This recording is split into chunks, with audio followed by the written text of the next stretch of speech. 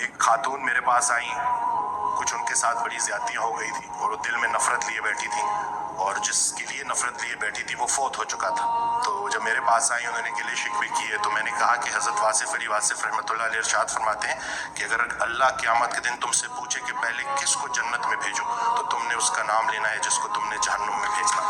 1 महीने बाद जब लौट के आई तो इंसान बदल चुका था, चेहरे पे रौनक, आंखों में नूर।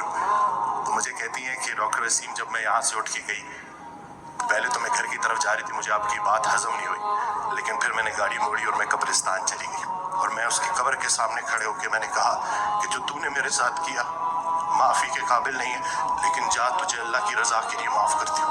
कहती हैं कि उस रात में इतनी मीठी नींद सोई कि मुझे दवाई लेने की ज़रूरत भी नहीं पड़ी। ये जो नफ़रत है ना, ज़र्फ़ दिखाना है, और इतनी कोई बड़ी बात है नहीं। मकसद बंदा है तो नतीजा भी बंदा है, मकसद अल्लाह है तो नतीजा भी अल्लाह है।